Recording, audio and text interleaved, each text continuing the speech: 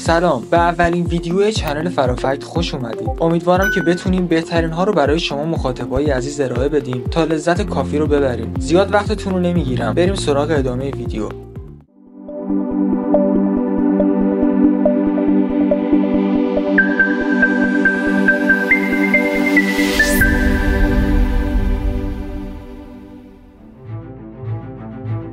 ما تو دنیایی داریم زندگی میکنیم که انسان‌هایی وجود دارن با توانایی‌های خاص که شاید باورشون برامون سخت باشه. این آدم‌های خاص کارایی میتونن انجام بدن که اگر مدرکی وجود نداشت شاید هیچ وقت باور نمی‌کردیم.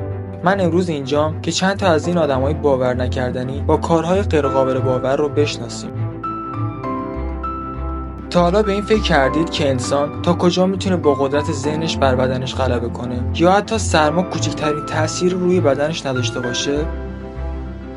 خب قراره با نفر اول لیستمون آشنا بشید. مرد یخی، ویم هاف، مردی از سرزمین هلند، دنیا رو به چالش کشیده. متولد 20 آوریل 1959، معروف به آیسمن. رکوردایی زده که حتی باورت نمیشه. شنا زیر یخ؟ بله، و نه فقط چند متر بلکه 60 متر کامل، اونم داخل سال 2000 توی یک دریاچه یخزده در فنلاند. اما خطرم کم نبود. توی یکی از تمرین‌ها قرنیه چشمش زیر آب شروع به یخ زدن کرد و زیر آب نابینا شد. نزدیک بود جونش رو از دست بده، ولی با کمک غواصا جون سالم به دست برد. آره، شانس آورده، ولی این فقط شروعشه. در سال 2007 ویم هاف تونست در دمای زیر صفر نیمه ماراتون رو با پای برهنه روی یخ و برف و در زمان باور نکردنی 2 ساعت و 6 دقیقه بدوه. البته رکوردهای گینس زیادی هم داشته. داخل طول زندگیش 24 رکورد گینس ثبت کرده، از جمله بیشترین زمان تماس کامل بدن با یخ 1 ساعت و 53 دقیقه و 2 ثانیه. من خودم هم سردم شد. اما سوال اصلی اینه چطور ممکنه؟ ویم هاف میگه همه چی از ذهن شروع میشه و روش خودش رو به اسم ویم هاف متد طراحی کرده. ترکیبی از سرمادرمانی، هر روز دوش آب سرد اوکیه، برای ویم هاف طبیعیه. این تکنیک کمک میکنه بدن به سرما عادت کنه، چربی بسوزونه، متابولیسم رو بالا ببره و حتی پوست و مو رو درخشان‌تر کنه. تنفس آگاهانه، 30 تا 40 نفس عمیق پشت سر هم، بعد نگه داشتن نفس تا چند دقیقه و تکرار این چرخه تا بدن به حالت آرامش و تمرکز کامل برسه. گفته شده این روش باعث تقویت سیستم ایمنی و کاهش التهاب میشه. تمرکز ذهنی، مدیتیشن و ذهن آگاهی پایه‌ترین ستون WHM. تعهد و اراده، چیزی که کمک میکنه توی سخت‌ترین شرایط دووم بیاری. داخل یه آزمایش جنجالی دانشمندان باکتری خطرناکی به اسم اشرشیا کولای رو به بدن ویم هاف تزریق کردن و خلاف انتظار بدنش هیچ واکنش شدیدی نشون نداد. چرا؟ چون تونست با تنفس آگاهانه سیستم ایمنیش رو کنترل کنه. شاید براتون سوال باشه اصلا این باکتری خطرناک چیه و چیکار میکنه؟ اشرشیا کولای یک باسیل گرم منفی، متحرک، بی‌هوازی اختیاری و بدون اسپور است. این باکتری در شرایط بی‌هوازی مخلوطی از اسیدها مانند لاکتات، سوکسینات، اتانول، استات و دی اکسید کربن تولید میکنه. اما همه چی هم مثبت نیست. در سالهای 2015 و 2016 4 نفر هنگام استفاده از این روش زیر آب دچار شوک شدن و جون خودشون رو از دست دادن. ویم هاف خودش هشدار داده که روش اون نباید هنگام غواصی، رانندگی یا فعالیت‌های خطرناک استفاده بشه. با اینکه بعضی‌ها میگن اون اقرار میکنه، ولی داخل سایت رسمیش ادعا شده که روشش میتونه علائم بیماری‌هایی مثل آرتریت روماتوئید، MS و پارکینسون رو کاهش بده. البته هنوز این ادعا به طور کامل از نظر علمی اثبات نشده، اما واقعیت اینه که زندگی ویم هاف فقط درباره یخ نیست و پشت پرده خودش رو هم داره. وقتی همسر اولش در سال 1995 خودکشی کرد، ویم وارد تاریکی بزرگی شد، اما به جای تسلیم شدن تصمیم گرفت درون این درد روشی بسازه برای بقا، چیزی که نه فقط به خودش بلکه به هزاران نفر دیگه توی دنیا کمک کرد تا قوی‌تر بشن، انرژی بیشتر داشته باشن و حتی از افسردگی، استرس و بیماری بیرون بیان. اون حتی در سال 2007 تو ارتفاع 7200 متری کوه اورست صعود کرد. شاید چیز عجیبی نباشه، ولی نکته ماجرا اینجاست اون فقط یک کفش و شورت داشت. و در سال 2016 همراه با روزنامه‌نگار اسکات کارنی در مدت فقط 28 ساعت به قله گیلماس پوینت در کلیمانجارو رسید. دستاوردی ثبت شده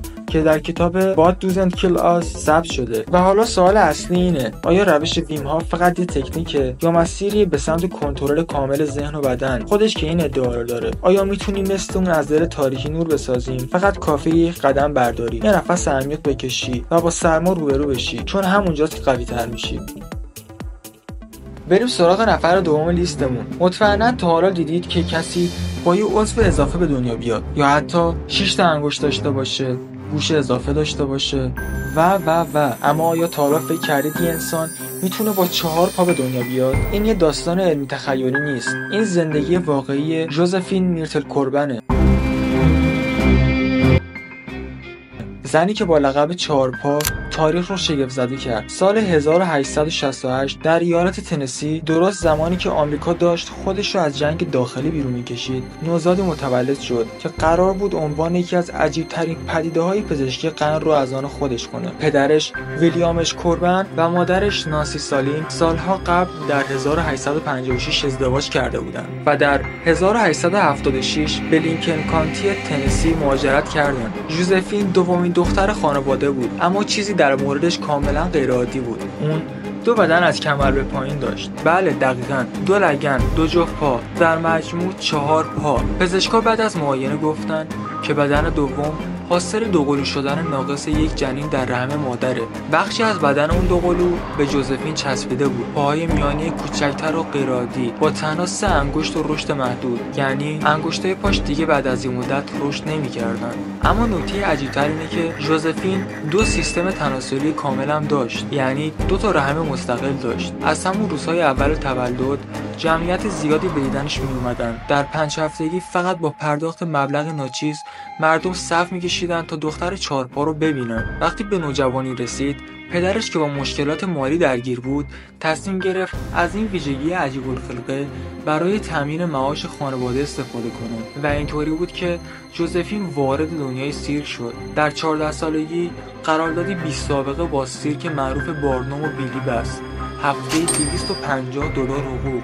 در اون زمان این حقوق با حقوق یک پزشک متخصص برابری میکرد. در اون زمان مبلغ معادل حقوق یک پزشک متخصص. نمایش‌های ژوزفین بلافاصله به یکی از پربازدیدترین برنامه‌های سیرک تبدیل شد، اما همه چیز به سادگی پول و شهرت نبود. ژوزفین خواستگارای زیادی داشت، ولی باور داشت که بیشترشون به خاطر درآمدش به سراغش میان. تا اینکه در 18 سالگی با مردی آشنا شد که دنیاش رو تغییر داد، دکتر جیمز بیکن. اونا ازدواج کردن و ژوزفین سیک رو کنار گذاشت تا مادر بشه. البته پزشکا بهش هشدار داده بودن که حاملگی خطرناکه، اما با شجاعت کامل تصمیم گرفت بچه‌دار بشه. جالب اینجا بود که در 19 سالگی اولین بارداریش از سمت چپ بدنش بود. ژوزفین با شوخی به دکتر گفته بود اگه سمت راستم بود شاید حرفتون رو بیشتر باور می‌کردم. در نهایت اون و جیمز صاحب 7 فرزند شدن.